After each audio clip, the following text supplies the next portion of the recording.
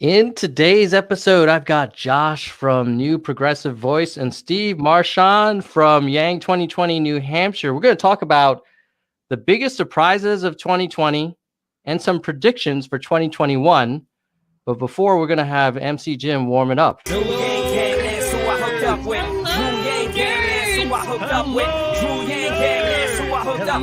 no place to hide now that he's arrived. I'm saying he ain't playing now with this campaign. Bang, dang, it's and Drew, come roll with the Yang Gang. Drew Yang Gang, that's who I hooked up with. Drew Yang Gang, that's who I hooked up with. Drew Yang Gang, that's who I hooked up. Yo, there's no place to hide now that he's arrived. I'm saying he ain't playing now with this campaign. Bang, dang, it's and Drew, come roll with the Yang Gang. Roll with the Yang Gang. Hello, nerds. Hello, nerds. Hello, nerds. Happy New Year, guys. How you guys doing? Oh, not bad so far. Oh, man, I cannot wait for this year to be over. It is interesting how I think we're all hoping that 2021 is going to be way different than 2020. I wonder. Well, I guess we'll get to predictions later in the latter half of this conversation. But let's start with first some of the things that we found surprising about 2020, like things that if you told yourself in January of 2020, you would have been like, "Nah, I don't think that's going to happen," or "That seems weird." Curious. Maybe we'll start with you, Josh. What's your first surprise of 2020? Wow. I think probably just how quickly the George Floyd blew up on the scene and just as quickly went out. You know, like it had very little actual political impact. I think that was a big one. Yeah, that is an interesting one in terms of how big it got and then how quickly it went away. Do you think it basically COVID kind of and the election sucked the air out? Oh, I guess the election should have emphasized it. Why do you think it went away so fast? Yeah, I think a lot of people or different groups took opportunity from it. You know, like whether it was Antifa, or it was Proud Boy, it was Fox News. Rather, like you said, the politics behind it, the bad framing of defunding the police, all of that didn't help. There was also not a centralized leader that led the charge that wanted to sort of capitalize on that as well. So that didn't seem to help a lot toward making that maybe a bigger impact than it could have been, I think. Steve, what do you think? Why do you think it went away so fast? Well, there's so many distractions this year at any given moment, which was indeed at the end of the day a big part of Yang. You said I still got it in my brain. On Trump's brand.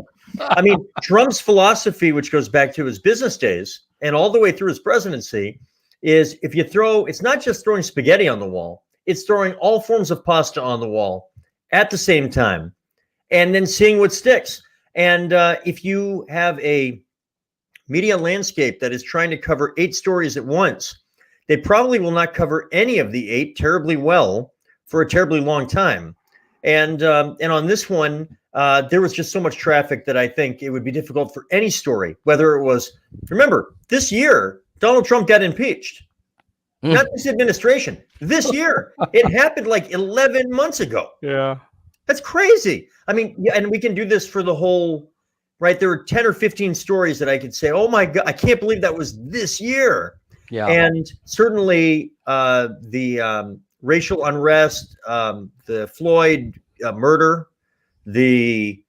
I mean, it was something that we haven't seen. Certainly I'm 46 in my lifetime.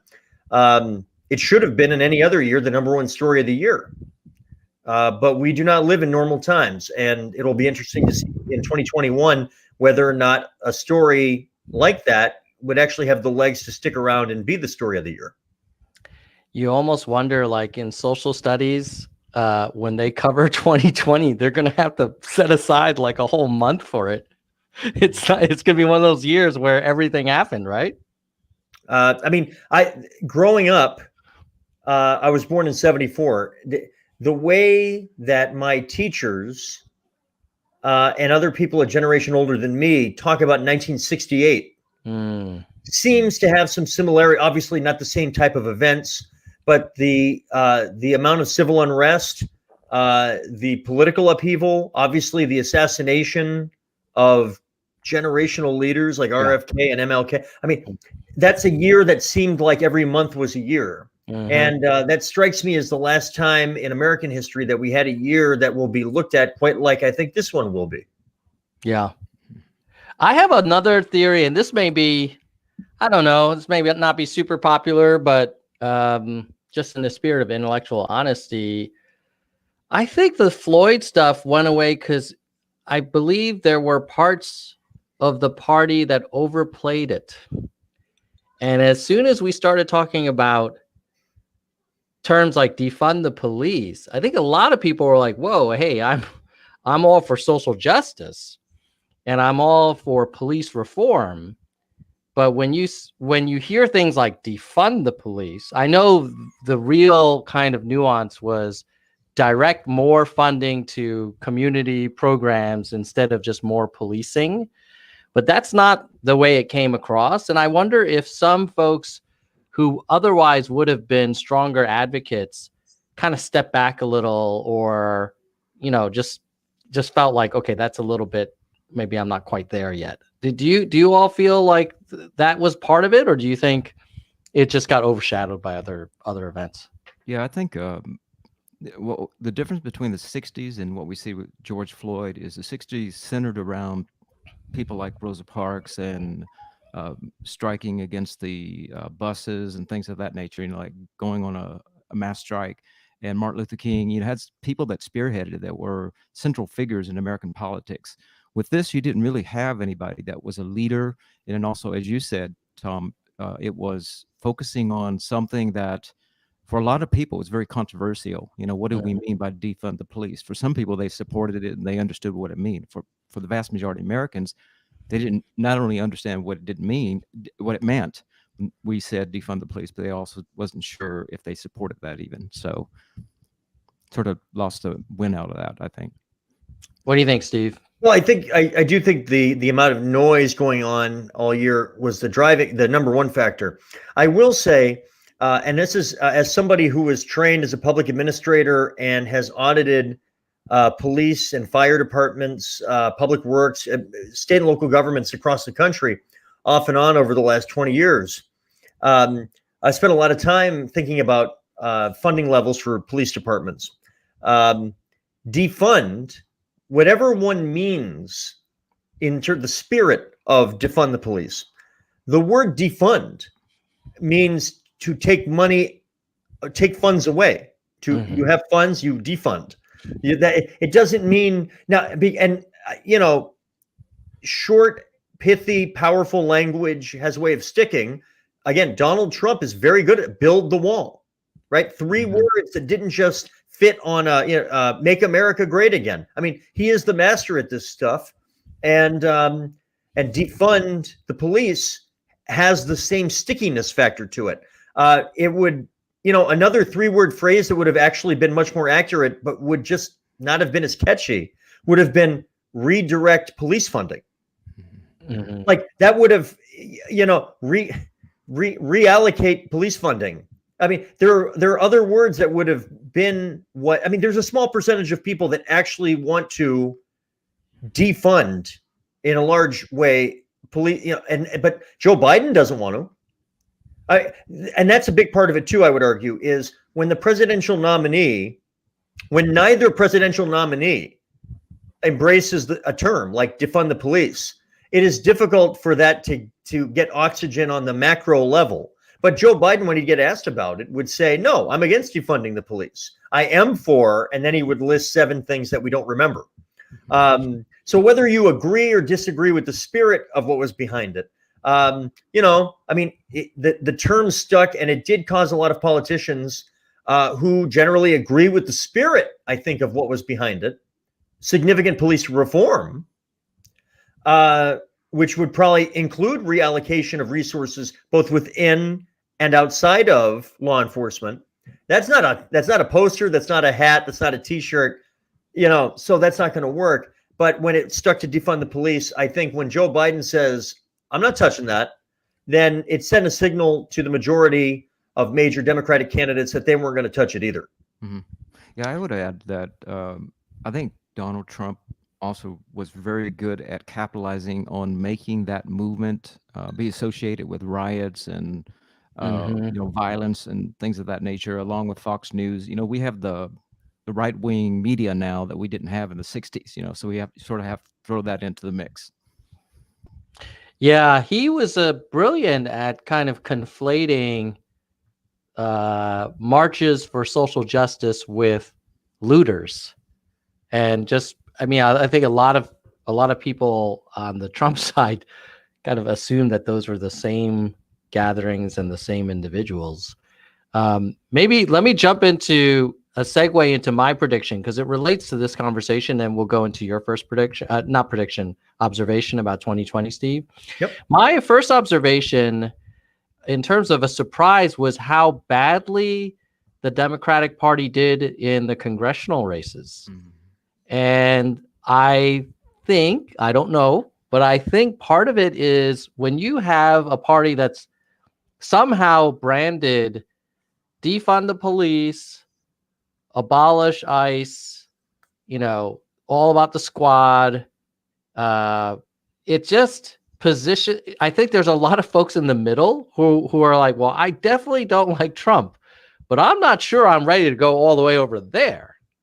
I even remember Andrew in one of the first Democratic debates saying there was a really tough question for that audience. And I don't envy the position the candidates were in, but they were asked, like, would you support something along the lines of free healthcare for people who enter the country undocumented or illegally? Right. And they all raised their hands, and I was thinking to myself, what the hell? This is going to be beat. Like, the other side is going to beat us over the head with this clip. And I mean, even my MAGA family, they still talk about that. Like, oh, you want to give free healthcare to, every person in the world and all this kind of thing. So I think that was a surprise for me. I did not, if you told me in January of 2020, hey, Trump's going to lose, I would probably have said, I hope so. But if you said, and the Democrats in Congress are not going to make any gains, and you may not even take the Senate, even with this historically terrible president, I would have been like, no, of course the Democrats are going to gain a lot of power in the legislative branch. What do you all think are the root causes? Like, I am admittedly a bit of a centrist, so I kind of balked at a far lurch to the left. Are there other? I mean, Josh, I guess you're a new progressive. What do you think? Like, why did the Democrats get their butts kicked? Yeah, I do think that you're kind of hinting at what I think. First is you have to remember that Biden really appeals to a lot of moderates and Republicans. Can you hear me okay? Oh, now we hear you even louder. Yeah. So Biden really appeals to moderates and Republicans. And so that doesn't really translate well down ticket. So you're having a Republican show up, right, to vote for Biden. They're naturally not going to likely vote for a Democrat down ticket. So I think Biden's win is more like something, not voting for Trump, okay, and Republicans joining in, moderate Democrats joining in, and that's what you're seeing. So the progressives aren't really excited, so they're not coming out in droves to vote down ticket. Joe Biden was not trying to sell a transformative agenda with transformative language. He was not trying to sell a ticket. He was trying to sell, we've got to avoid a catastrophe in the country in the form of 4 more years of Donald Trump. If you look at 2018, when Democrats had a good night at the congressional level, a lot of the seats that Democrats lost were not safe or even relatively safe Democratic seats. Not surprisingly, the seats that we were talking about, the flip seats, were ones that they had typically flipped in 2018. These are the competitive seats. And so I think you had a lot of folks that, kind of to Josh's point, who voted for Joe Biden because they didn't want Donald Trump, but didn't want to get Joe Biden the keys to the car. So having that split control, Republican legislative, Democratic executive, is a pretty good way of hedging your bet. If you're voting against Trump more than for Biden, then you're looking for a way to kind of make sure this doesn't go too far off the rails either way. Though I would shake my head at people that saw Joe Biden as anything other than a pretty mainstream politician by today's standards. I mean, I don't know how many moderates are left out there in active political thought, but certainly Joe Biden, by any reasonable standard, is a very mainstream figure in the last 50 years of American politics. But, you know, if you look at most of the seats, the places where Democrats had the most excitement generating victories at the House level were actually not in the general election. They were in primaries. It was Cori Bush who beat a long-term incumbent Democrat in a primary in the St. Louis area, and then she was going to cruise to victory. It was Jamal Bowman in New York City who took out one of the most tenured Democrats in the entire Congress. And then the general election was a no-brainer. I mean, this is how AOC won in 2018, right? She didn't win a tough general and flip a seat. She took an incredibly safe Democratic seat and moved it to the left when she beat Crowley. It's Presley won in Massachusetts when she took out, I think, a 9-term incumbent Democrat, Mike Capuano, in the Boston area, in Somerville, Mass, and took a seat from I would describe him as a fairly liberal Democrat, but in kind of a blue collar, ethnic Democrat, and an old school Italian neighborhood Democrat. You saw that's the kind of Democrat that's getting kind of nudged out and being defeated in primaries. That's where the Democratic energy in terms of congressional seats generally went in the general election. To the extent that there was energy, it was swing districts that swung towards the Democrats in 2018. That began to swing back in 2020, and 2022 is miles away, and we could see a scenario where the first-term incumbent Democrat, Joe Biden, often has a really tough first midterm, and that would suggest a big Republican night in 22. You could also see a scenario where we come out of the pandemic, we see some economic benefit from coming out of the pandemic. People enjoy the boredom of Biden relative, there's a little calm there. Yeah. And it looks more like 2002 when Bush, even though he was a first-term president, he still had the halo effect of 9/11 working in 2002. And Republicans actually had a really good night in 2002, despite the fact they had a first-term president. So this could be a Bush 2002 kind of night for Biden and Democrats, or it could be a complete train wreck as in Obama 10, Trump 18, Reagan 82, Clinton 94. It's very hard to say. And, that's where next year will come in. Yeah. Can I just add that I think there's a couple other dynamics potentially. One is I think the Hispanic vote for Democrats was weaker this time around. A lot of that I think is related to Obama and Biden's own record on immigration. Whether it's correct or not, the way that's perceived. And the second is Fox News did a really good job of framing Democrats as socialists, particularly Biden, and that really hurt us down in South Florida, places like that. So I think the Hispanic, for every additional maybe African-American vote we picked up, we lost 1 or 2 Hispanic votes. Yeah, that's South Florida. I almost feel like President Trump won election as a president of the overseas Cuban vote. It was incredible, those Cuban counties going hardcore for Trump. And agree, the whole, my own mother escaped Red China in the late 60s, and she any kind of connotation with socialism is something that she runs 100 miles away in the other direction from. So, you gotta hand it to the Republican Party and to Trump for activating a voting population that I think some people thought would be, that's pretty much loyal support for the Democratic Party. Steve, let's go on to your first surprise that happened in 2020 that you wouldn't have expected to happen if I told you in January? Well, there's several. Yeah. And this one isn't the sexiest, but shame on us if it doesn't come up.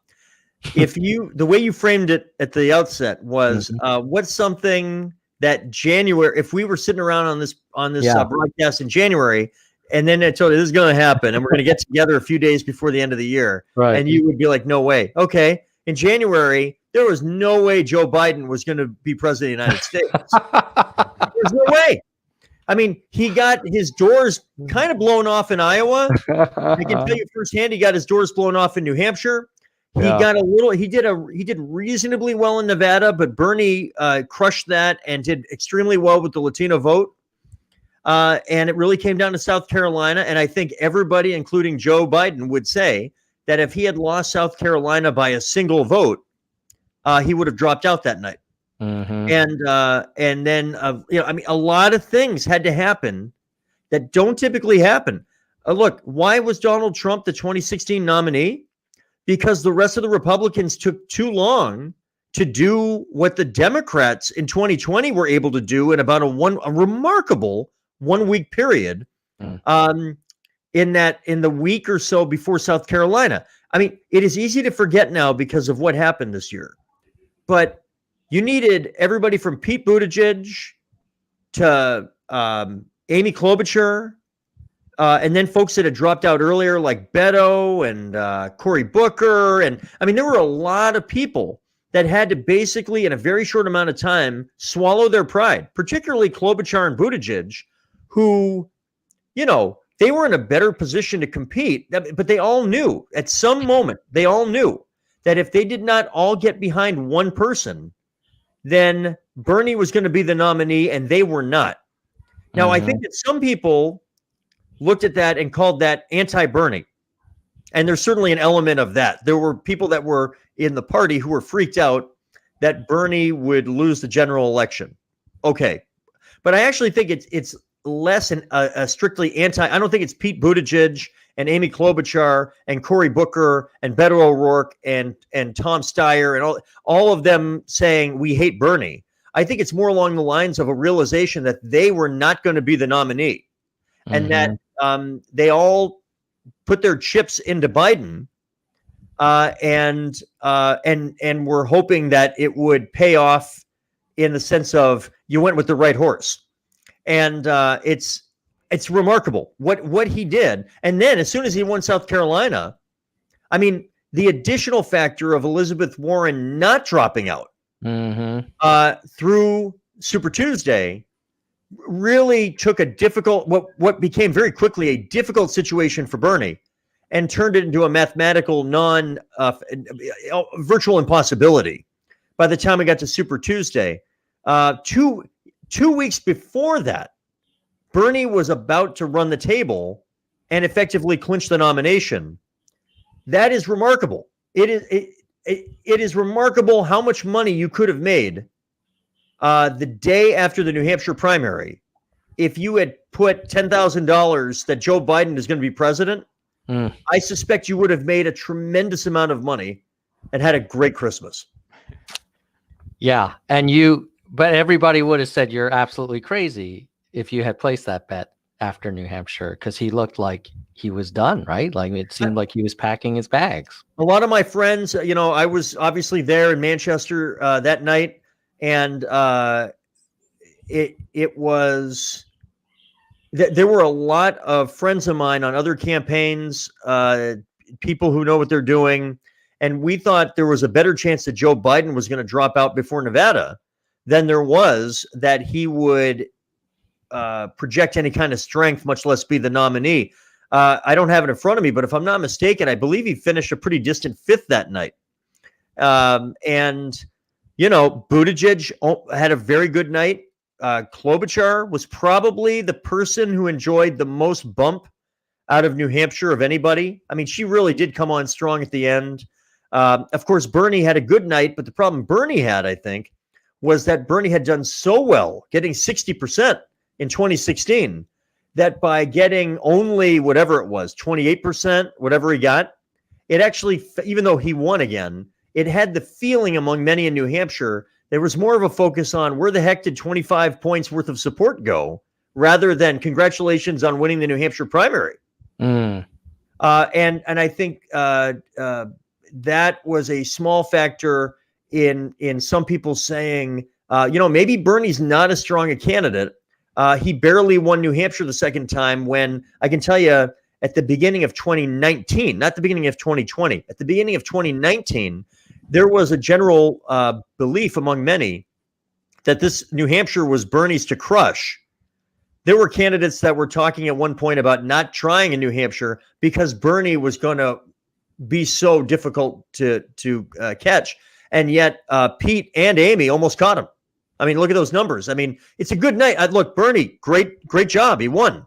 But Pete Buttigieg almost won. He really did. Just a few thousand votes. Then,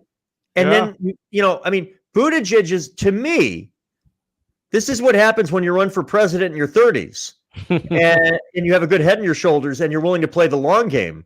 Is Pete Buttigieg realized after Nevada that he was not going to do well in any state that had any communities of color whatsoever. I mean, that's one of the things about the numbers that in hindsight is obvious, but at the moment did not seem so obvious, is look at who finished second, third, and fourth in that. Buttigieg, Klobuchar, and Warren were about as weak a trio of candidates that you could have trying to connect with the Black community as any three Democrats you could possibly imagine. Think about those three candidates. They knew it. And it was masked. I love New Hampshire, don't get me wrong. But let's face it, Iowa and New Hampshire masked the deficiency those three candidates have among communities of color because they are overwhelmingly white states. When the race went to Nevada, all of those candidates got absolutely exposed as being very weak in the Latino community. And then South Carolina absolutely exposed or would have exposed, and they knew it, their utter absence of any support in the Black community, which of course in South Carolina is such a critical component to being successful. Yeah. I mean, you look at Warren coming in less than 10% in, I think this is Nevada. Yeah. That kind of, and Amy 4%. Not a strong showing in the first kind of more diverse primary of the race. I'm curious, Steve, why do you think Warren didn't drop out earlier? What? Because there was a point where Bernie looked like he was steaming ahead and ready to wrap this thing up. And had Warren joined forces with Bernie, we might have had a Bernie nomination. Like, what do you think was Warren's calculus there? Well, you hate to speculate too much, to read into their mind. And the short answer is, I don't know, which means that anything you say after that, you're off the hook a little bit, right? It's speculative. I'm not pretending I know. But I mean, a few things. First of all, at various points in the campaign, Elizabeth Warren was seen as one of the strongest candidates. And so, on some level, and she had a big rebound in fundraising down the stretch. I mean, she had one of the more interesting trajectories as a candidate of any of the candidates. She was, I won't make this one of my three surprises of 2020. I'll make it a 1A to go with the Biden one, so we don't, use them all. If you had told me in December of 2018 that the 2020 Democratic primary contest would come down to 77-year-old straight white guy Joe Biden versus 78-year-old straight white guy Bernie Sanders, after what happened in the 2018 election, I would not have believed it. It seemed almost inevitable that in some final pairing, let's say, or trio of candidates, it seemed almost impossible that there would not be a woman teed up prominently as one of the final competitors to win the nomination. There's such momentum in the Democratic Party within Democratic primaries for women candidates. I've seen the data firsthand. If you look at Senate races, congressional races, gubernatorial primaries, of which I have experienced this firsthand, in 2018, it was I think it was about a 95%. If you had no incumbent in the race and you had a straight white man taking on a woman in a one-on-one contest, the woman in a Democratic primary won almost 95% of the time. And in 2020, the numbers are actually quite similar. And so if you had said, okay, 2020 presidential contest, where's the energy? It'd be like, okay, what will happen is whatever woman presidential candidate is seen as the strongest by any number of metrics will eventually coalesce tremendous support, not just among female voters, but among other voters, and will be able to compete very favorably. And then that didn't happen. And part of the reason it didn't happen, I think, is because there's another factor in this race that might have actually mattered more. And it was what I would describe, for lack of a better term, as comfort level and name ID. Let's face it, one of the best predictors of future performance is past performance. Now, usually that means if you won before, it means that you'll win again. But it also means that if you've run before, there's something about name ID that comes from the ubiquity of Joe Biden being vice president, running for president before, 50 years in national public office. And then Bernie Sanders, who, of course, had near 100% name ID the day he started his 2020 presidential race. That is very difficult to overcome, with a few exceptions. And it turns out, I also think that a lot of voters I talked to who were committed to voting for a woman, they said, we've got a great group of women running. What an exciting opportunity, a historic opportunity. I will evaluate the women running, but I am committed to voting for one of the women candidates. That I heard that a lot in the Democratic primary process. I respect that. But the challenge was no one of the, at one point, half a dozen women running in the field were able to coalesce all of that energy, which would have been a very powerful base of support. Probably 15 to 20% of the Democratic primary base were people that would say in polling, I am only voting for a woman in this primary as long as there is a woman running.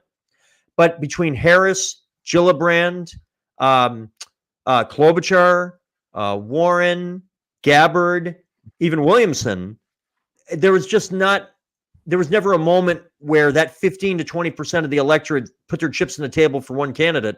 If they had, plus just a fraction of the remaining 80% of the vote, that woman would have been extremely difficult to beat. It just never happened. Yeah. I mean, and in some ways I applaud the women voters who said, well, Warren and Klobuchar, yeah, they both are women, but they're very different and they have different policy positions, and they didn't consolidate. I will say, I got to imagine the Sanders folks must have reached out to the Warren camp at some point and said, look, the leading guy is Biden. He's barely got 30% national support. You know, here you are, Warren. You're on a downward trajectory. If we combine each of our 15, 20%, we're suddenly, you know, in the lead over Biden. And, you know, I guess was Warren waiting for some miracle to happen in January, February, and March? Or like, why not just drop out in January, combine forces with Sanders, and ride that thing all the way to the White House? Yeah, I think we have to remember there was a lot of bad blood between the Warren camp and the Sanders camp due to some of the allegations of sexism and things like that during the debates. I think what we're really seeing here, in my opinion, is we're seeing essentially the progressives failing at what the moderate Democrats were successful at doing, and that is building an alliance and sticking together for the long haul. And the second thing we're seeing is we're living in sort of 2020 to me was a post populist world where you have Trump and Bernie. And the way we think about the electoral map is different from the way we thought of it in 2016 or before that. You know, now it's a world where states are very different. I mean, you may win in New Hampshire, you may win in Iowa, doesn't mean you're going to win in South Carolina. And coupled with the fact that Biden had a strong, I guess, middle age to maybe 60, 70 African-American population support, particularly female support. And I think all of those combined factors put him over in South Carolina.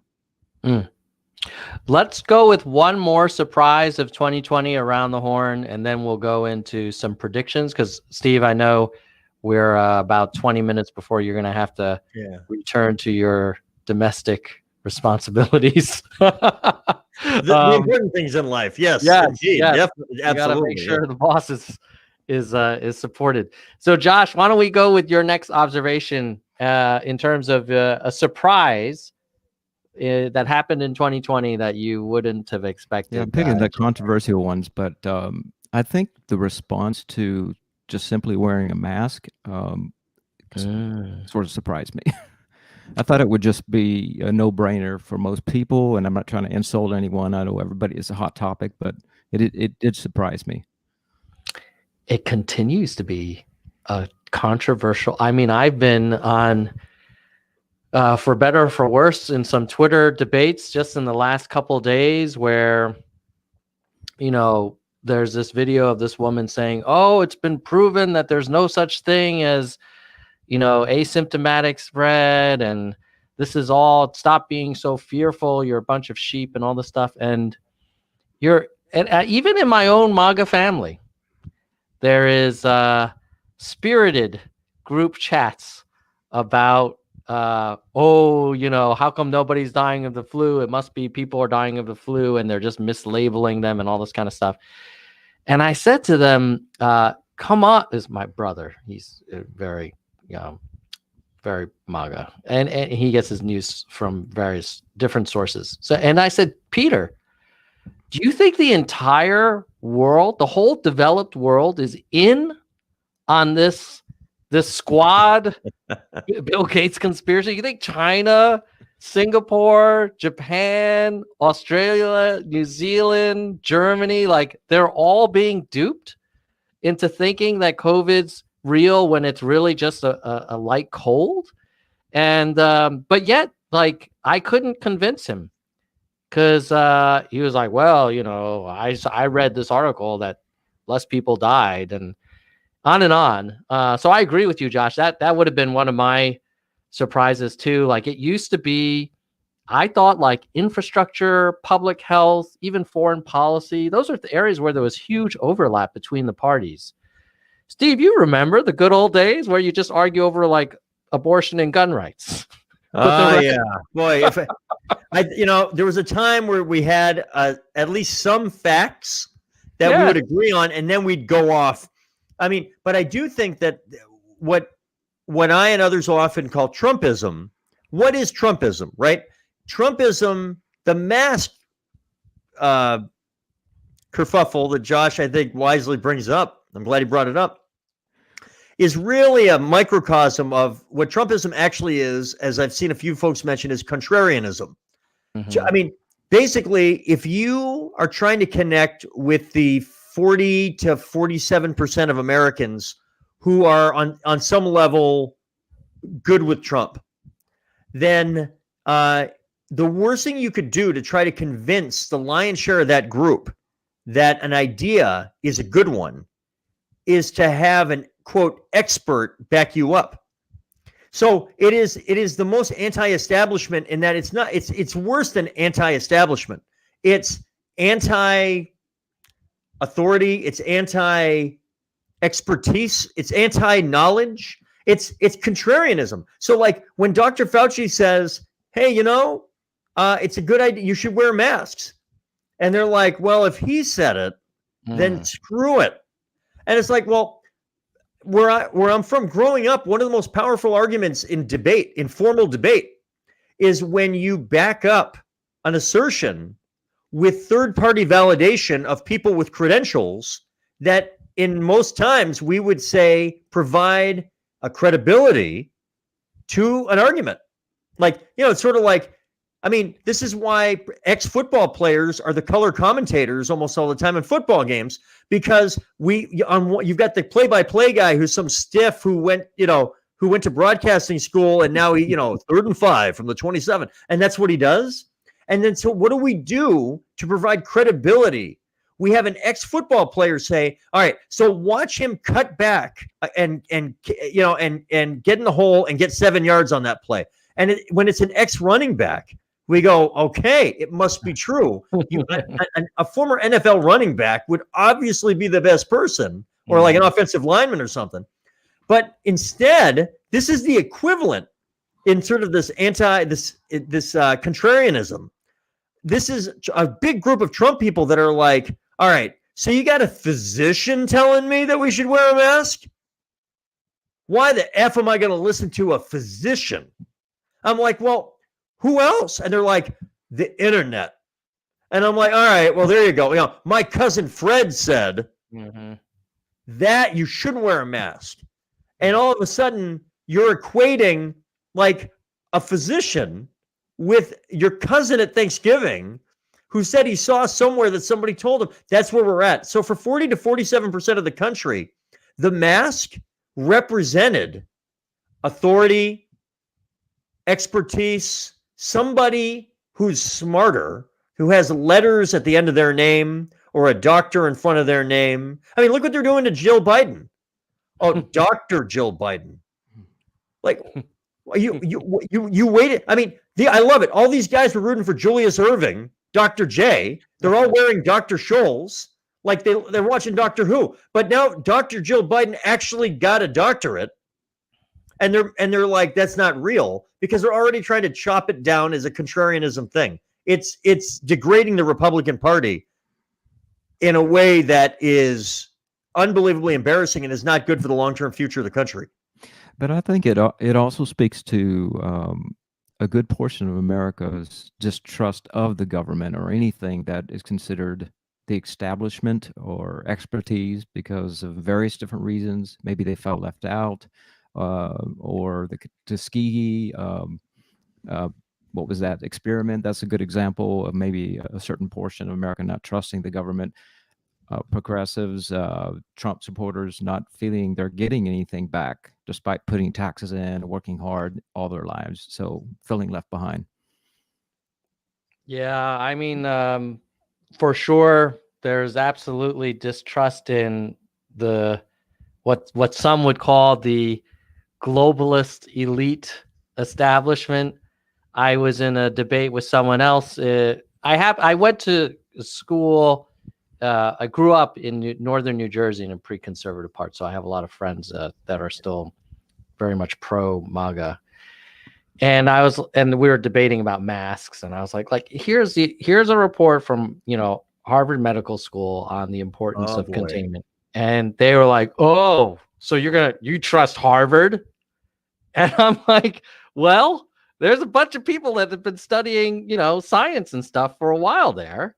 And I think they would know a little more about epidemiology and public health and viruses than whatever they're listening to in kind of like the alt-right Breitbart kind of podcast.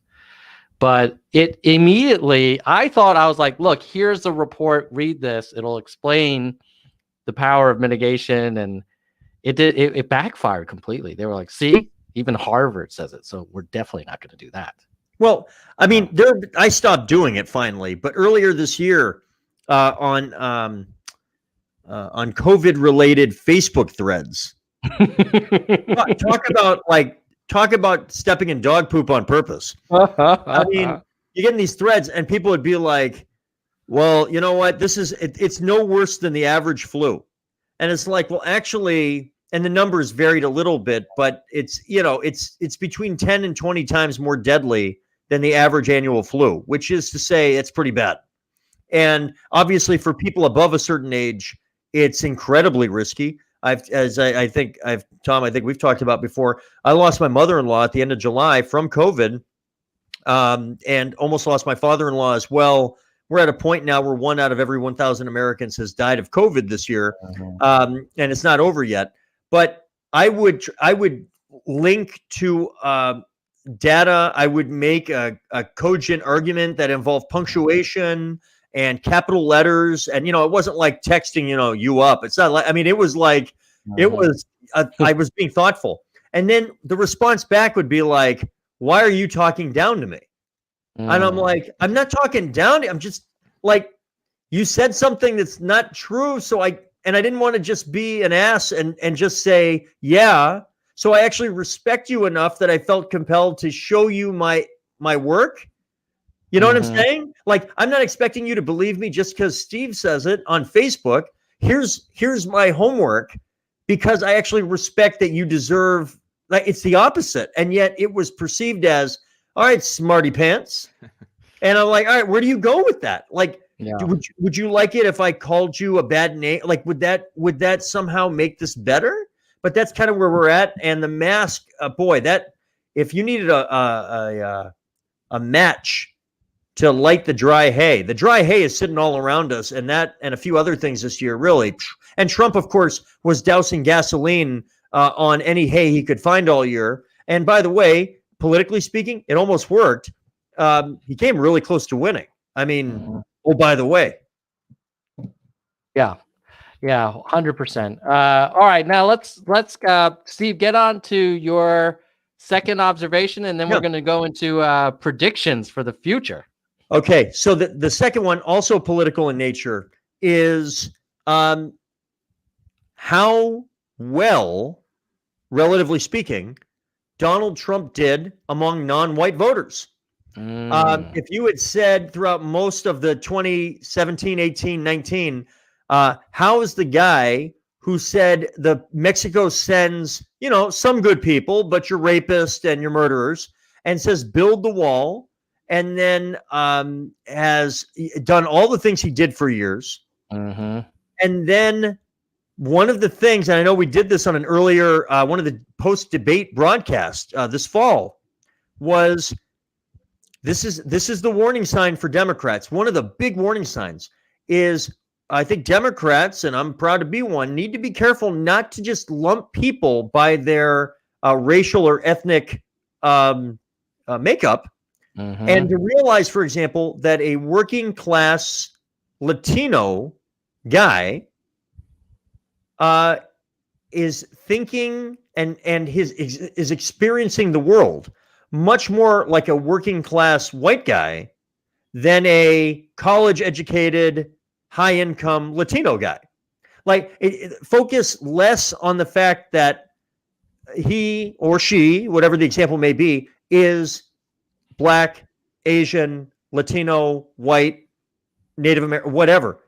And then focus squarely on the socioeconomic concerns of the individual. There are differences, clearly, but the data point I use all the time, in 2008, Barack Obama won Black male voters 93-4. Okay? A plus 89.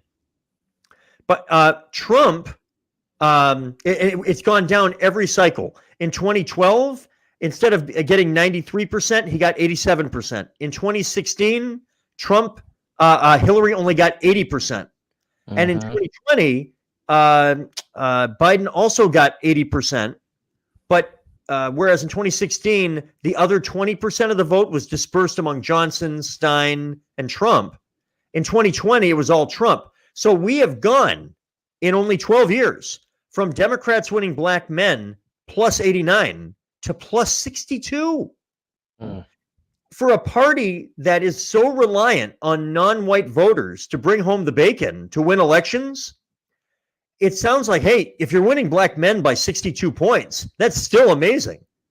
Well, it is until you realize that not that long ago, you were winning Black men by 89 points, and that Trump is the worst vehicle ever for some of this stuff. But if you look at who he featured in the 2020 RNC convention, there was a great number of Black men who were featured in primetime broadcast during the 4 nights of the RNC. They talked about this extensively. He brought this up in his talking points, and even in the debates. Trump is a train wreck in so many ways. But if the 2024 Republican presidential nominee is able to learn from some of the things that Trump had identified, Latino voters and Black voters, male voters in general, and is able to do it without all of the dysfunction that Donald Trump brings to the table. I think Democrats have to be very wise, very early.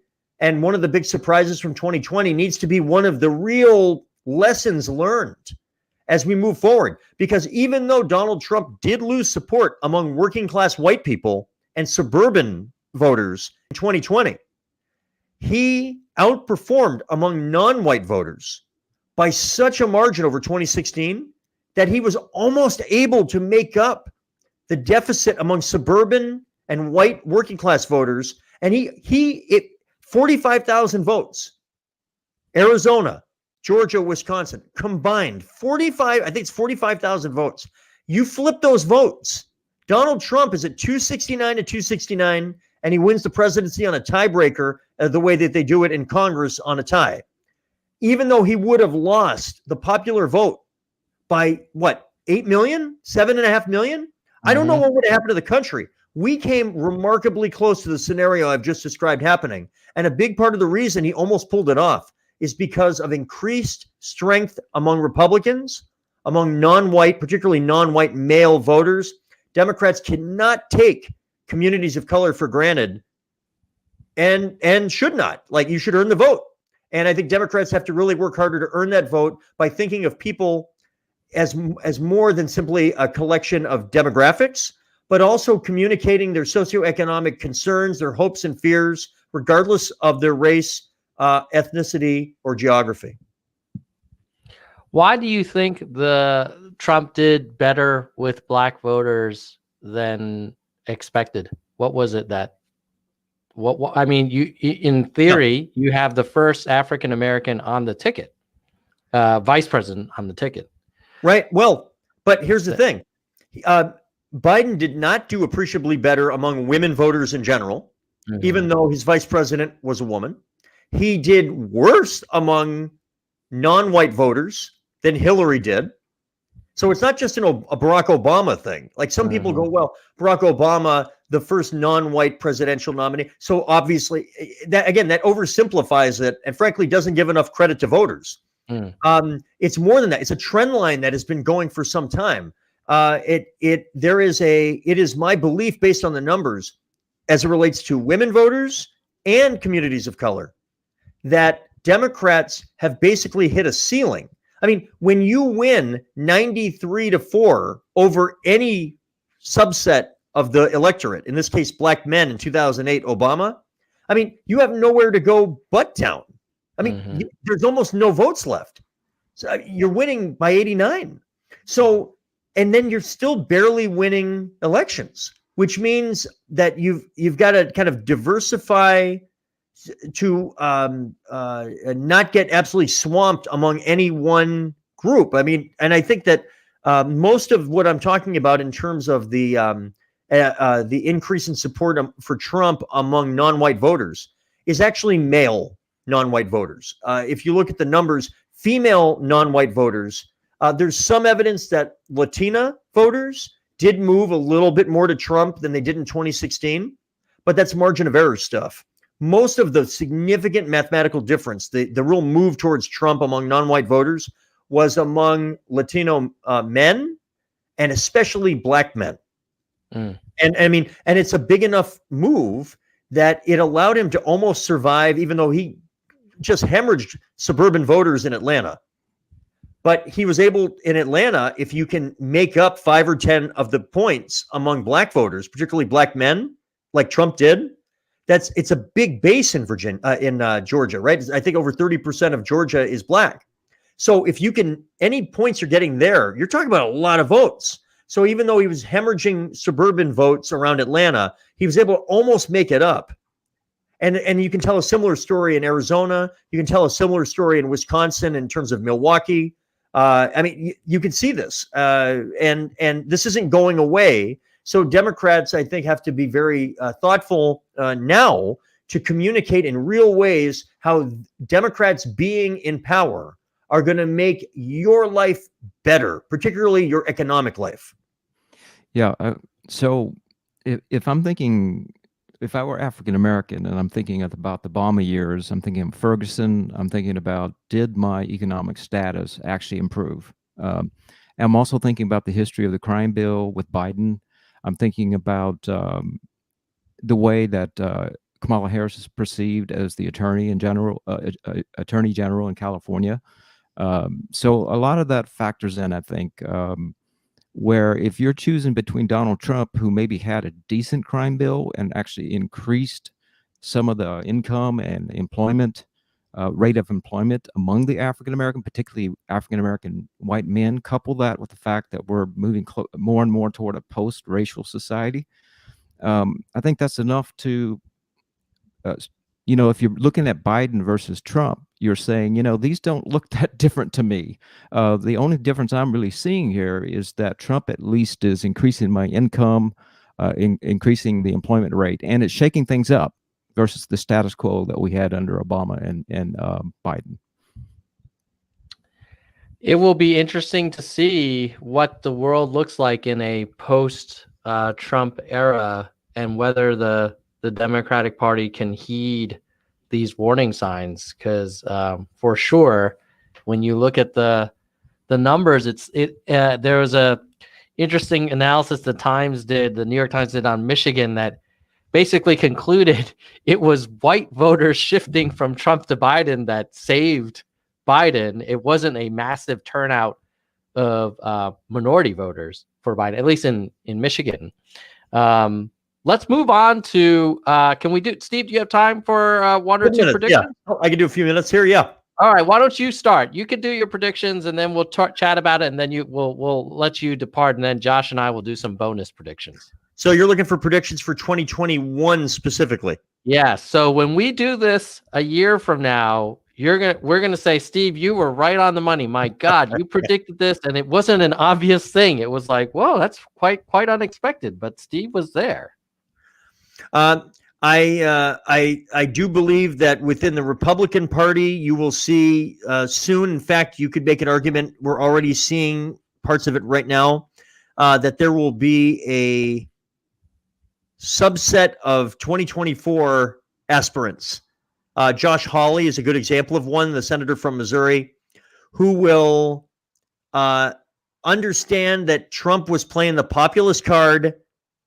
He just wasn't quite the right vehicle for it, and will compete early and aggressively and quite explicitly to be the champion for what they see as a populist Republican Party in 24. And I actually think the $2,000 COVID emergency check is actually an early sign to see what politicians in the Republican Party are going to see, that it is a big plus rather than a minus to be on the right side of history for that one. And you'll see them actually. So you'll see that it's a 2020 prediction, I guess, because there's still a few days, but it's really the beginning of 2021 as people jockey for what I think will be the populist Republican presidential lane for 24. I'm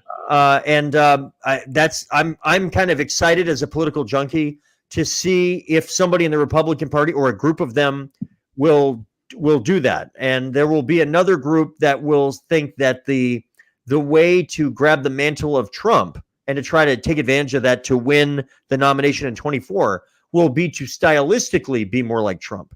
And I think that the more enlightened ones, the ones that are more politically sophisticated and will be more successful ultimately in 22 and in 24, will be the ones that understand that Trump, that speech he gave a few days ago when he said, I'm going to veto the bill. Mm-hmm. He gave that little package speech. I tweeted this. I was surprised at the amount of reaction I got on it. I think that was actually the best speech that he gave in 2020. And that if he had given those remarks before the presidential election, it might have actually been enough to put him over the top. Because he basically, the election was Trump versus Biden, and that's a losing election for Trump. It should have been Trump versus everybody. Trump versus Washington. And then he should have lumped Biden into part of Washington because, 50 years, U.S. Senator, all that stuff. If he had done that and he said, there's pork in this bill, you need $2,000. These out-of-touch people think $600 is enough to pay your rent. Like, that's the speech he gave a few days ago. If he had given that in September and October and just gone around the country and just banged the crap out of that message for 2 months and said the Republicans suck, most of them, the Democrats suck, most of them, I alone, he would have won. He almost won anyway. That's my point. So I think that there will be some Republicans that will understand that there's actually this potentially very powerful and successful 2024 message, that Trump was just an incredibly flawed messenger. And I do think that Josh Hawley is one of the ones that I think is very early on understanding this. And so he's one of the politicians I'm looking for to kind of grab this thing by the lapels and try to get a head start in the 24 presidential race. Wow, that's kind of scary, to the extent that I think part of me hopes that we can move on from this very angry populist approach. Because while I agree it campaigns well, I don't think it results in good governance and policy. But I guess that doesn't really matter for some of these politicians, maybe.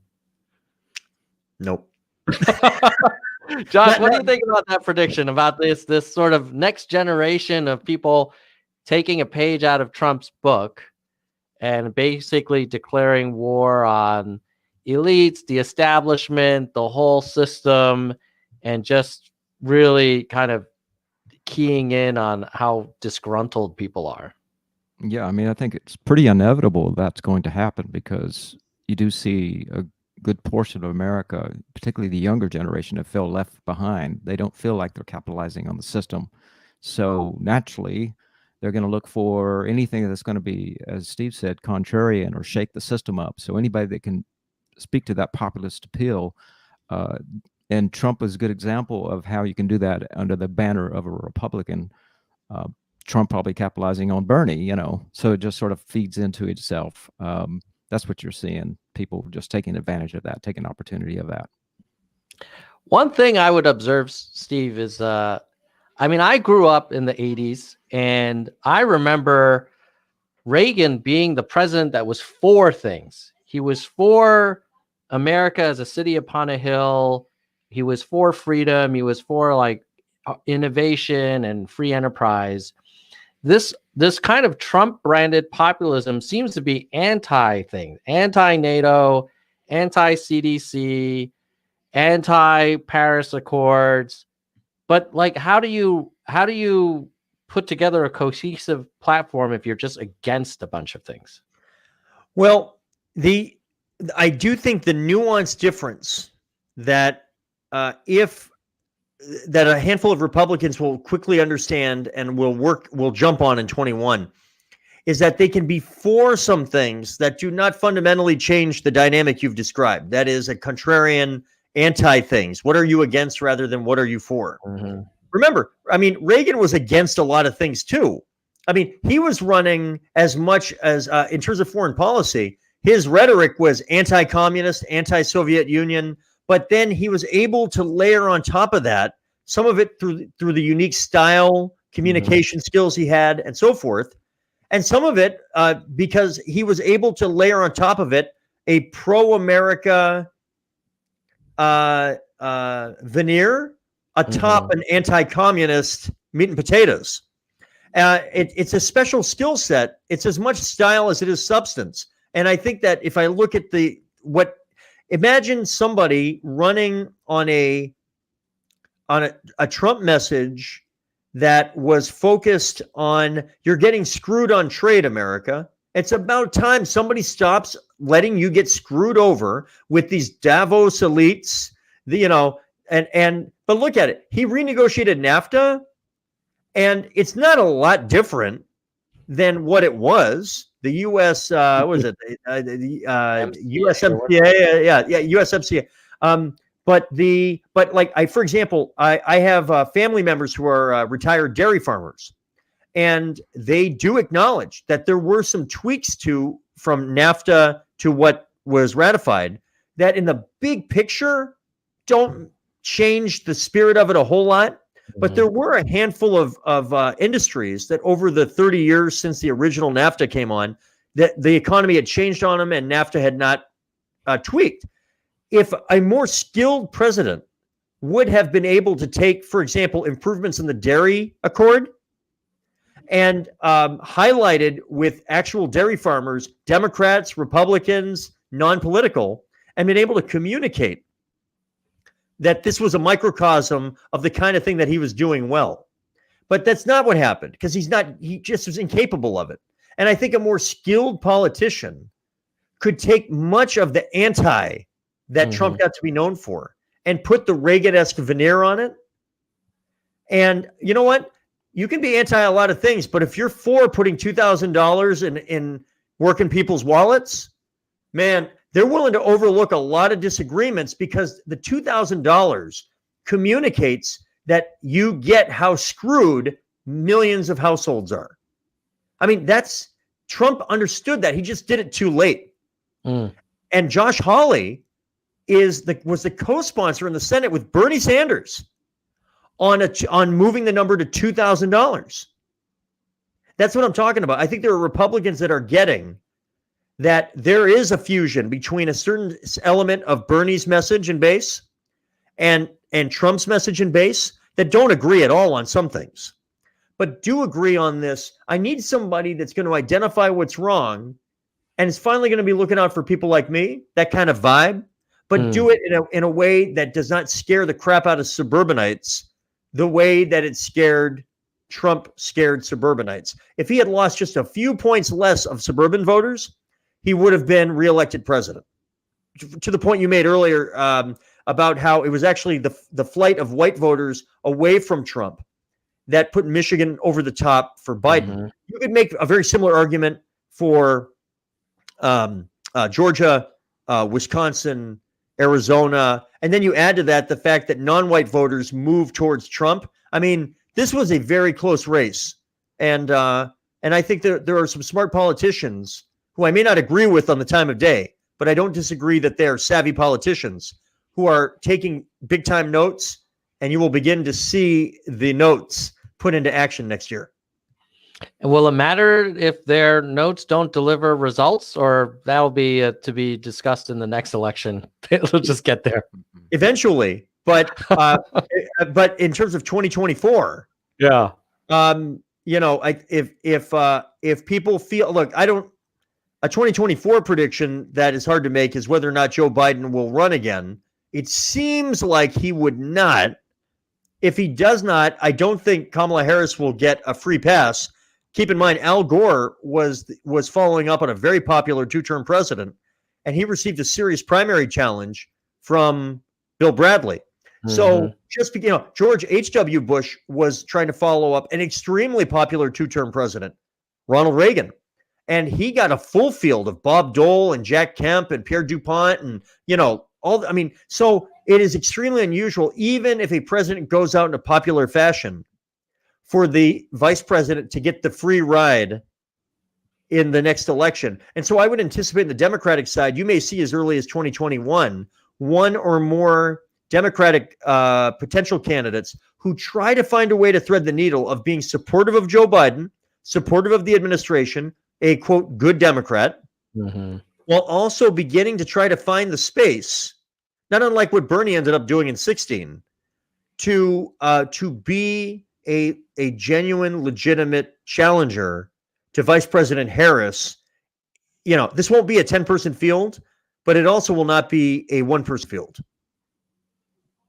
Yeah, I think a lot of us would be encouraged to hear that, because some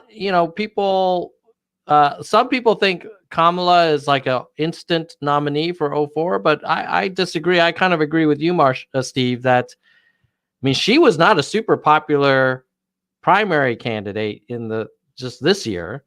And I don't know how that would fundamentally change. Yes, of course, she'll have a bigger office now as a VP, but it wasn't like she was a nobody. I mean, she was a state, a federal senator and attorney general in the state of California. I mean, she had standing. So yeah, I guess is your prediction, before you leave, Steve, who will be the 2024 Democratic nominee? Oh, well, if you're putting money on the table, at this juncture, Mhm. which, you probably shouldn't. But if you do, I mean, you have to say Kamala Harris would be the favorite. I mean, we could call up one of the Vegas lines right now, but I'll bet that virtually all of the money is on either Biden or Harris, right? You put Biden because if he runs again, he's the nominee. And then Harris, that if he doesn't run, she starts off in a obviously commanding position, just as Gore did in 2000, Bush did in 88. You could argue Hillary Clinton was almost the third term, right? Because when Joe Biden decided not to run, Hillary was pretty clearly running to continue in a certain direction. So every time we see that in history, it's very unusual for that person not to get it. It also is almost unheard of to not have a serious challenger take them on. So if you're asking me who I'm putting my money on, I'm putting my money on Harris today. Mm-hmm. But there's a lot of miles between here and there. And there are plenty of obviously, I'm very partial to Andrew being the who would be the alternative to Harris. But I think that it will be it will probably be somebody who is not a conventional Democratic politician. There we go. Yeah, this is both parties. Yeah, this is for the whole kit and caboodle. Interesting that Donald Trump Sr. is on this list. Do you really think that he will have an opportunity to get the Republican nomination? I mean, if you're putting money on 4 years, 3.5 years out, whatever. Yeah.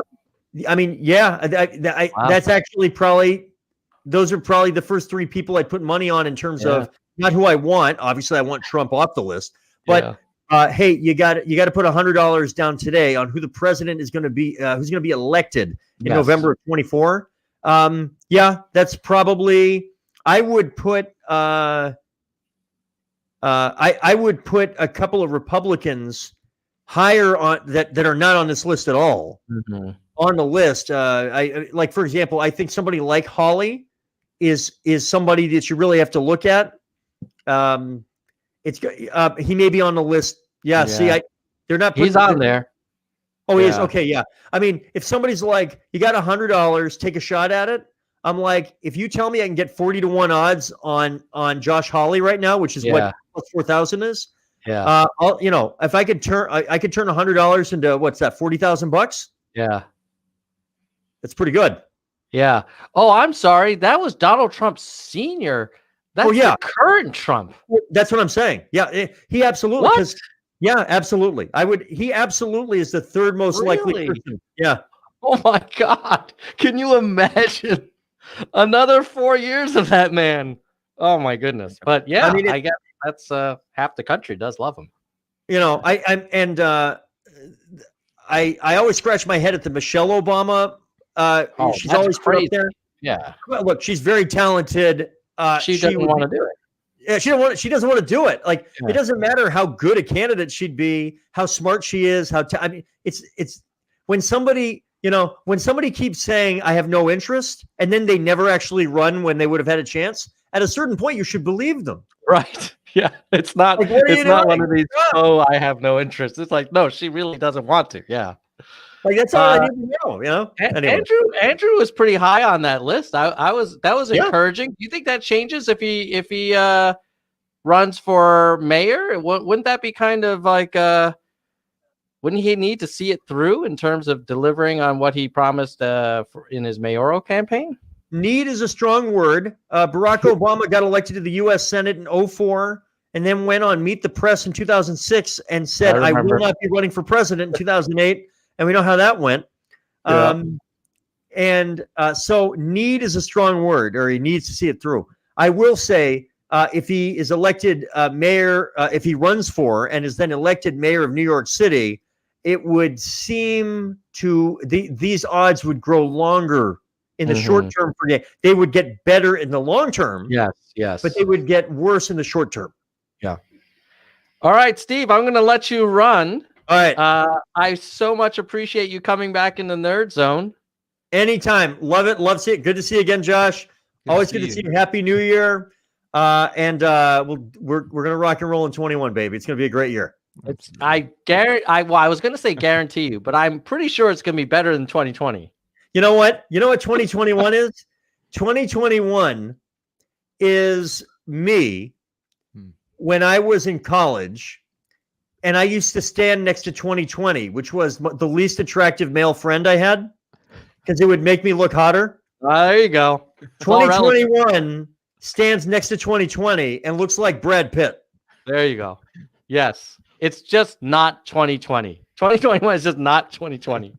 Anything that's not 2020 is looking pretty awesome right about now. So anyway, there you go. Well, have a happy New Year, Steve. Stay healthy out there, buddy. You too, guys. We'll see you very soon. Take care. Bye, nerds. All right, Josh.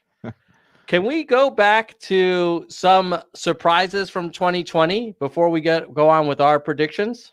Sure. Did you have one more surprise you wanted to share? Or maybe I'll go and then you go. How about that? Yep. So I've got, let's see. Maybe this one. I had a lot. But the one I'll talk about is the balkanization of the Yang Gang.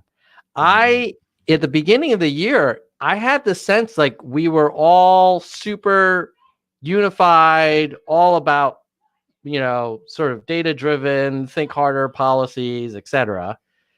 And I think after the campaign suspended, and certainly during the conversation about who should be the Democratic nominee, and now sort of,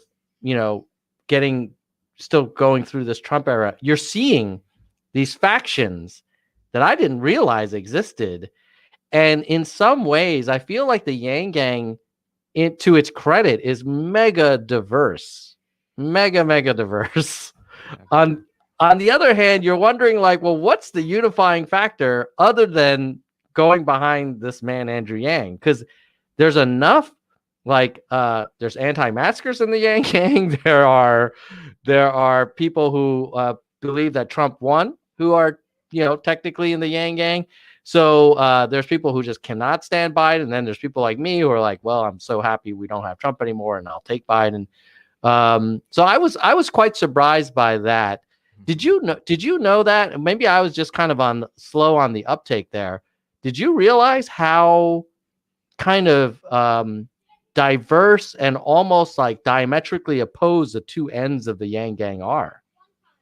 Yeah, I think that's a testament to how well Andrew Yang was able to walk that middle line, not left, not right, forward, like his appeal, his ability to be, in a way in which people don't feel like he's speaking against them, but he's speaking for them. And so that really bodes well for him, I know from the surface that seems like a challenge, and it seems like a bad thing, but ultimately I think it's a good thing if Yang runs again, which I think he will eventually for president.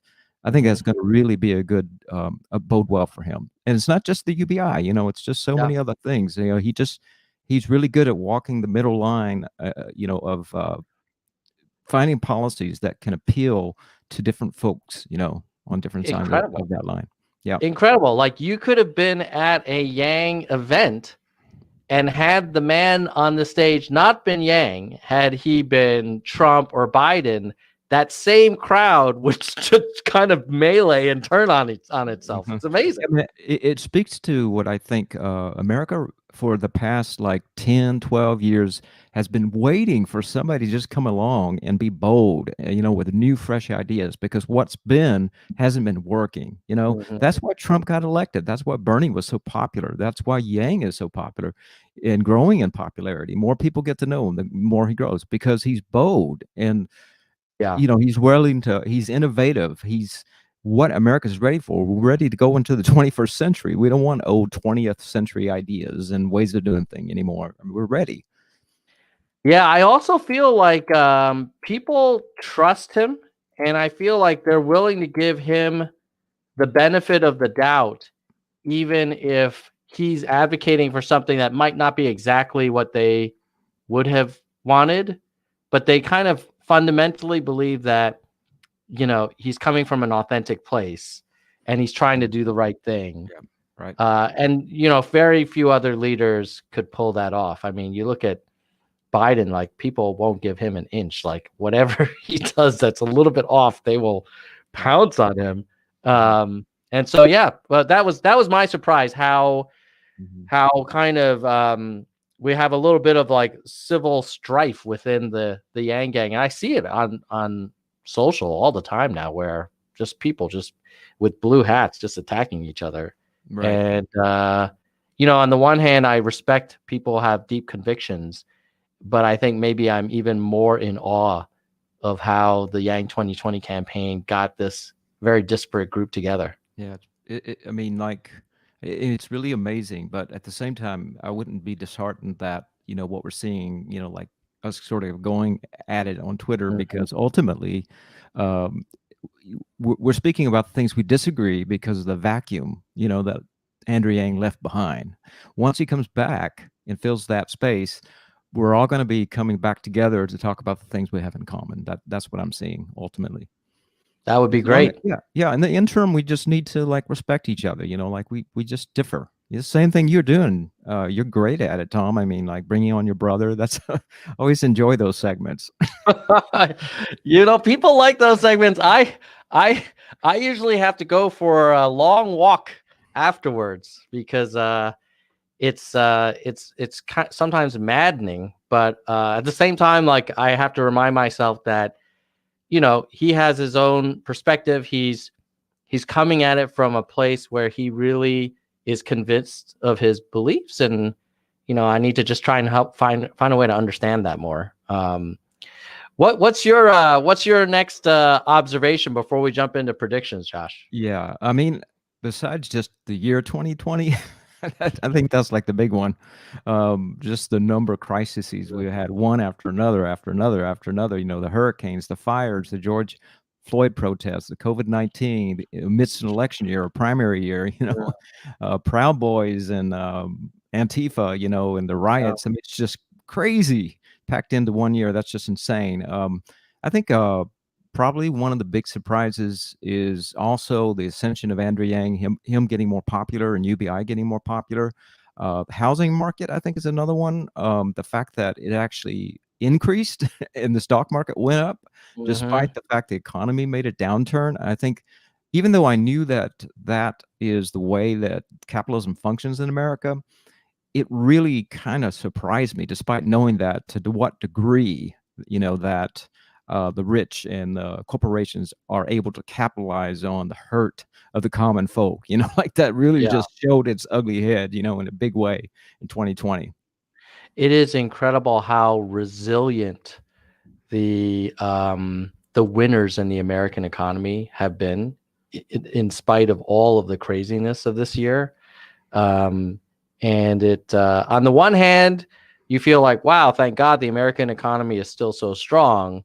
On the other hand, you're like, well, that prosperity is definitely concentrated in a handful of industries and companies and states and maybe even metropolitan areas.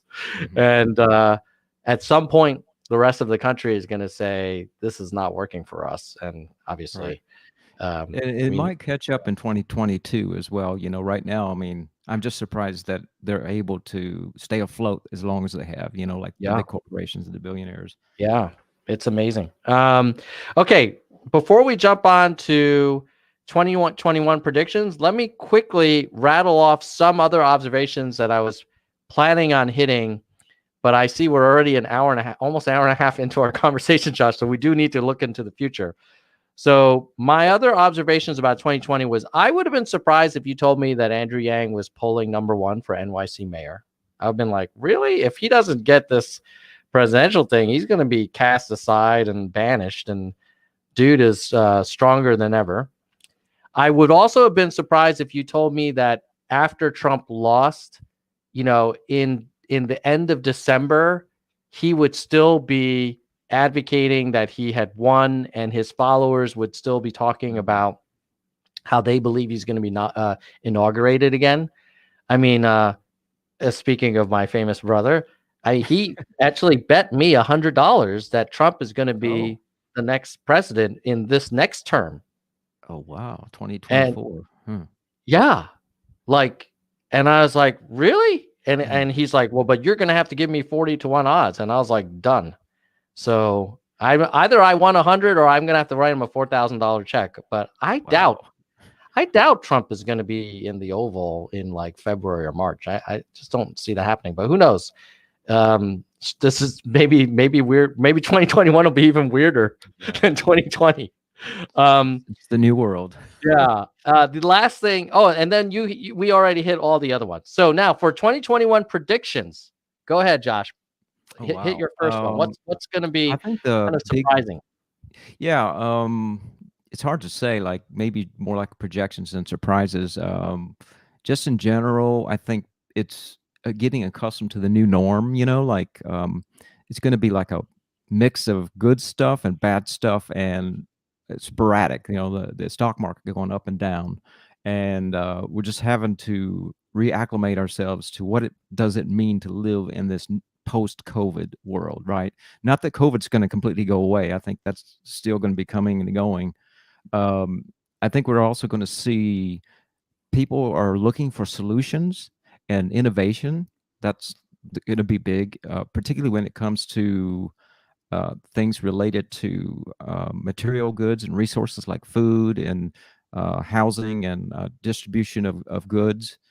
I think that's going to be really important. People are going to rethink how the relationship to work and how we integrate technology as solutions. So that's going to become bigger. And then that ongoing restriction versus freedom, that's going to be more exacerbated, perhaps to the point there'll be riots and even potential violence. That's what I'm seeing for 2021. Cryptocurrency will become more talked about. And just questions about should we open and how should we open, and the spotlight being on whether or not Biden and Harris are going to follow through on any progressive policies, and are we going to have reoccurring payments? Those are going to be the big themes. Yeah. So it sounds like you are not of the camp that once everybody gets vaccinated, it's returned to 2019. You're thinking 2021 is going to have some fundamental changes to how people live. And there's going to be a lot of tension because of that. Right. That's really interesting. Yeah, I remember like right before the COVID thing hit in middle of 2019, I visited Tokyo for the first time and everybody was wearing masks. And I remember looking at that as like, what a strange people. Like, why are they all wearing masks? And like, we would never, what an odd group, this is a weird culture. And who knows? I mean, some people think that after COVID-19, there'll be other, viruses and pandemics, and we're just going to need to start getting used to mitigation methods as a normal, just sort of like getting ready for hurricane season. There's going to be like novel virus season, and as man keeps destroying the ecosystems of wildlife, there's just going to be more mixing of these viruses that historically have always been kind of far away in uninhabited areas. So let me share a couple of predictions on my side, and then we'll discuss. I'm going to make one that people are going to get pissed at me for, but whatever. I don't know that Andrew Yang's going to be mayor of New York City. I'm going to take a risk here and say he's not. I'm going to acknowledge that he's polling in 2 polls now, number one. But the second poll highlights that 40% are undecided, and the guy, he's got 17%, and the other guy has like 16%. So it's not like a huge juggernaut here. And if anything that we learned in Iowa is that like running a campaign is hard, and they have rules, and you need a team, and you need an ability to execute against probably competitors that have been in New York politics for a long time. So for all those reasons, I'm not sure. I'll just put it out there. I will, by the way, I will support Andrew Yang for mayor. I will give him money. I will volunteer. But if I had to predict, I'm going to say that's a hard office to win, especially coming off of a presidential election run, and it's going to be tough. And their top topics are social justice, racial relations, police reform. These are not historically Yang kind of wheelhouse topics. So we'll see. The second one I'll predict is that I think, as much as I was dismissive of a third party in that whole Unity 2020 kind of thing, I would not be surprised if there are the beginnings of a third party for a different reason, which is that there will be, to Steve's point, these populist Republicans. But I think the traditional, let's call them centrist Republicans, corporate Republicans, establishment Republicans, where are they going to go? Are they just going to get kicked around by these, Trump-style Republicans, or will they decide to kind of do their own thing? Because if they're, it's sort of like their house got taken over by these Trumpists. And at some point you're like, well, I'm not even in control of my house anymore. Maybe I should just move to a different house. So I would be curious about a pragmatic centrist movement. And I'm not seeing a home in the Democratic Party. If you assume like AOC and the Squad and that whole side of the party continues to grow in influence, like where do the pragmatists go? So that'll be another second prediction. And the third one is, maybe I'll give a positive one. First major state-run pilot of basic income. It may not be the entire state, but it'll be organized at the state level. I don't know what state, but I just feel like the openness to direct cash support or relief or whatever is at an unprecedented level, and one governor is going to want to give it a try. Okay, so I do think Andrew Yang will win. All right, I hope you're right, Josh. I do. Maybe call me naive. I think there's a lot of reasons to believe that he's starting in a better position than he did before people even knew who he was on the national level. And he was a national level. Now he's a national level icon. Like in a way, in his own right. And so he's got he's made a lot of good connections. So I think that starting in at tied for number one, that is a great place to be. Okay. And plus we're in the COVID environment where people are looking for an answer to the economic woes we just got out of. As far as the whole identity politics and all of that, I really believe America is beginning to rethink that. Like a good portion of America is beginning to move away from that. And particularly after what happened with COVID and those kinds of things, I think we're going to find it's going to be more centered on economics. That's why people like Hawley Judge Hawley, I think his name was, is joining that dialogue with Bernie, and why Trump borrowed off of Bernie, like the whole populist message. That really is the future. So that's what I see. I think a really big 2024 group of Republicans battling over what does it mean to be a Republican. Are we going to go the sort of the progressive Republican populist route, or are we going to stick with the moderate? The same sort of battle we had within the Democratic Party in 2020 is what we're going to see in 2024. I know this is about 2021, but I'm thinking we're moving toward that. I just don't think there's enough time for a third party to gain the amount of momentum that it needs, mainly because a lot of this is going to be, the bandwidth is going to be taken up by Biden and Harris, and focusing on, are they going to be able to get us out of the Trump mindset, and how are they going to respond to COVID? How are we going to get back to normal? Then 2022 is going to be focusing on the midterm elections. Then 2023, we're going to already begin where we were in 2019, with the mainly focusing on the Republican primaries. As far as Kamala Harris, I mean, I'm seeing that maybe she has a really good opportunity if she picks the right VP. I know that Pete Buttigieg, despite a lot of us progressives not really particularly liking him, very popular with a lot of people. And she selects him. Andrew Yang gets to be New York mayor in 2021, 2022. He's setting really pretty there to be Kamala Harris's VP. You know what I'm saying? He can run a pilot for UBI in New York. As far as the third party, ultimately, I think that people that are interested in that, they've got to get ranked choice voting first. They got to rethink, how can we get into the debates nationally? Instead of just getting 15%, maybe we can get that down to 5% or 10%. Then I think that we can start thinking about third party. I'm seeing that being later on, maybe like 2024, 2028.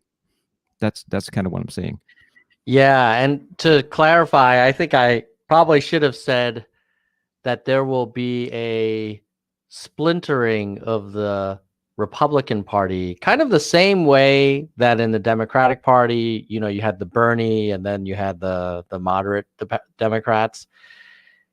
In the last 4 years, you've not seen that diversity of opinion in the Republican Party. It was like, you're either with Trump or you're kicked out.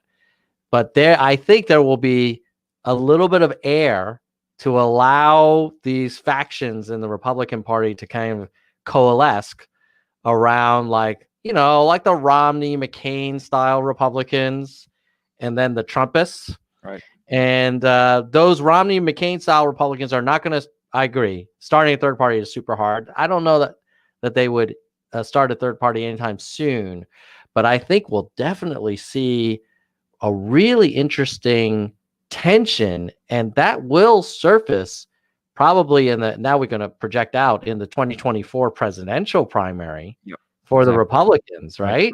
Or a number of Republicans will migrate over to the Democratic Party, because maybe really, for all intents and purposes, that even you were a Republican and now you're a Democrat, because it makes sense, right? It's logical. Because for all intents and purposes, what we're seeing is the centrist Democrats are basically Republicans of former years, the old days. That's right. Yeah, I mean, Biden, you and Kasich, like, they could be from the same party. Exactly. Interesting. Now let's talk about a couple other predictions. Let me ask you as a question, and then we'll wrap up, Josh. Do you see I have a couple more minutes? Sure. Okay. Mm-hmm. Do you think there will be a public health insurance option made available in the Biden's first term? Wow. I don't. I think that it will be used as a. I definitely think. Okay, so this is what I'm seeing. I'm seeing that Biden will bring more people onto the current version of ACA, and he will begin to posit out there the debate and the discussion over the public option, but that will be more for 2023, 2024 as a platform for Kamala Harris and her running mate to run off of. That's what I'm seeing. So it's going to take time, because I don't think that's going to be the main focus over the next couple of years. I really think it's going to be about, how can we pass COVID? How can we get everybody to get the vaccine? How can we get stimulus checks out? How can we regroup from the Trump era? And how can we go back to normal? And maybe 2022, that's going to be focusing on the midterms. Okay, so that's going to be discussed then, I think, definitely more as a topic. How do we implement this, and what are the disagreements? But ultimately implemented, I don't see that until maybe 2024, 2025, 2026. That's what I'm saying. Yeah, I tend to agree with you.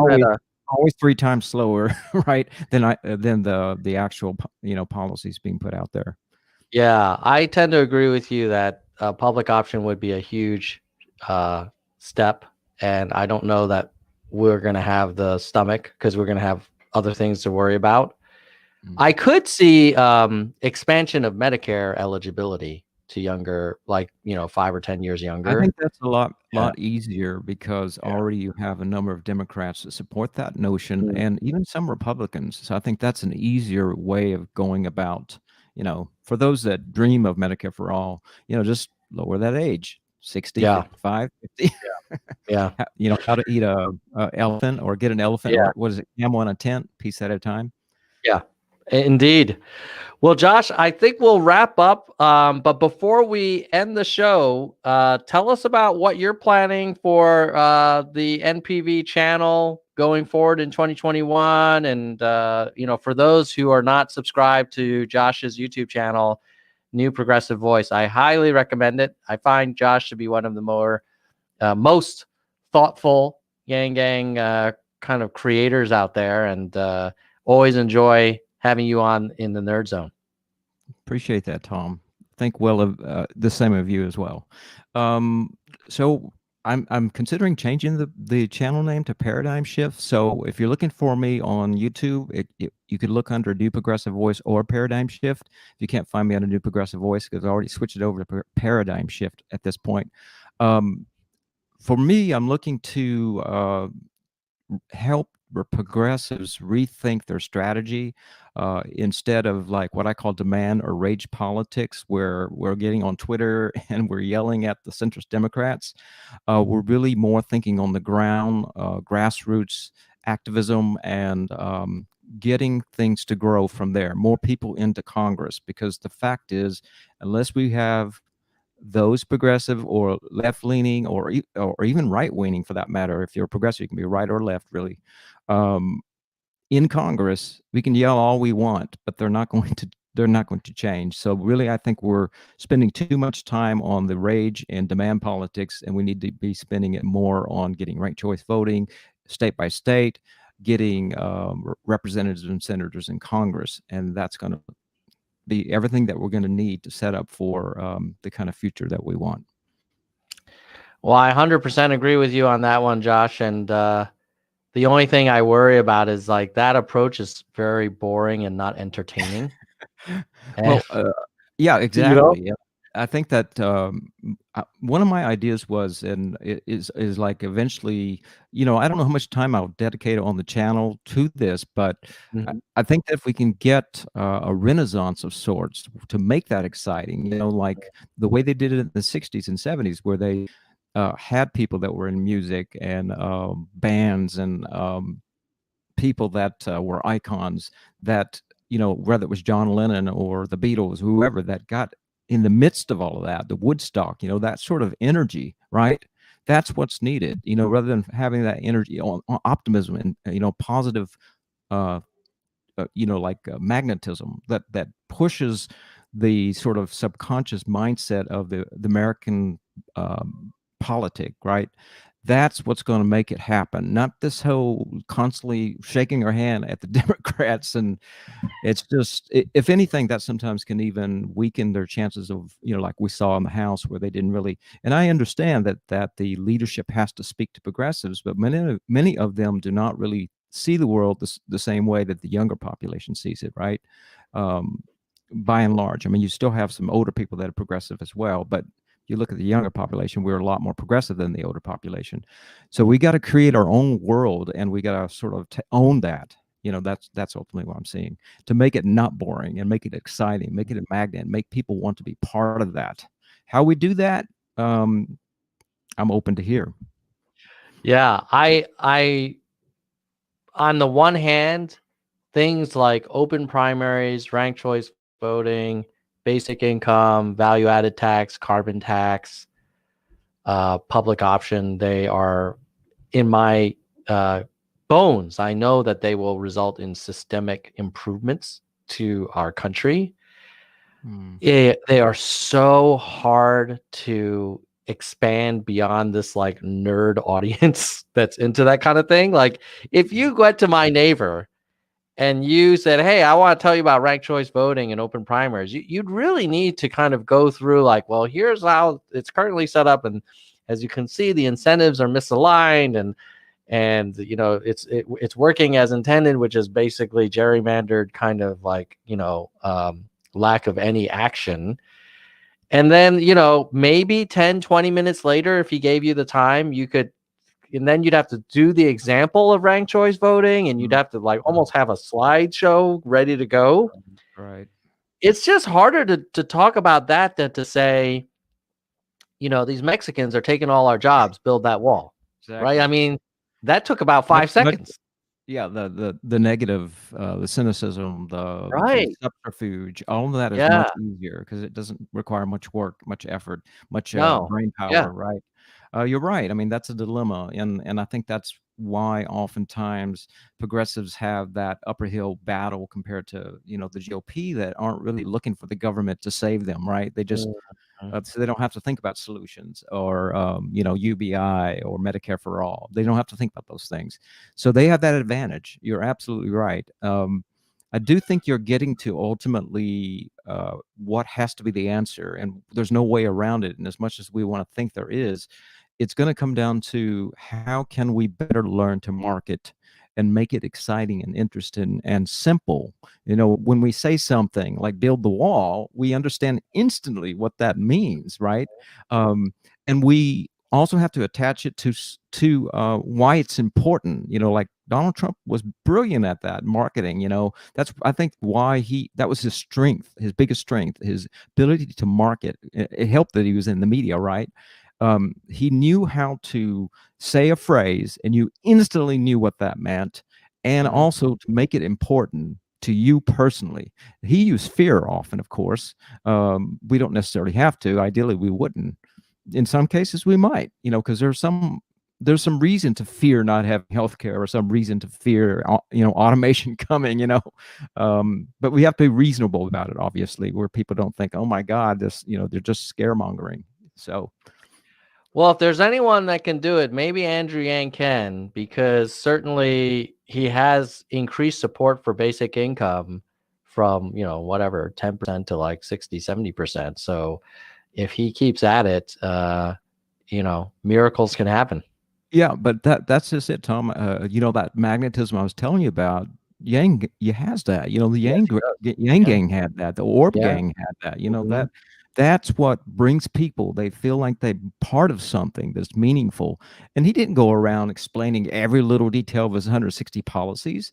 He just freedom dividend, you know, UBI 1,000 a month. He kept repeating it over and over again. And now he's the most popular one to win the New York mayoral race. So that's the sauce right there. Well, fingers crossed. We'll see some. I hope your mayor prediction is correct and mine is incorrect. And let's just can I just tell you, Josh, how happy I am that Donald Trump will not be president in 2020. I know my brother disagrees, but I just think the man has consumed so much energy from both sides, and what has resulted in what, you know, just more polarization, more hatred, more anger. Everybody's just sort of accusing everybody of the worst things, and nothing's getting done. So hopefully Biden can at least just be not so polarizing, and we can make some small progress, and then we go to battle for ideas really for 2022 and 2024. Yeah, I mean, you know, like the big thing is he's not going to likely be as divisive, and most importantly, not take up as much bandwidth, which gives us a place to breathe, to speak, you know, and to show people like, hey, this is what we want to listen to and what we want to promote. So yeah, UBI, Andrew Yang's the future. All right, let's do it. All right, Josh, with that, we're going to say goodbye, nerds. Goodbye, nerds.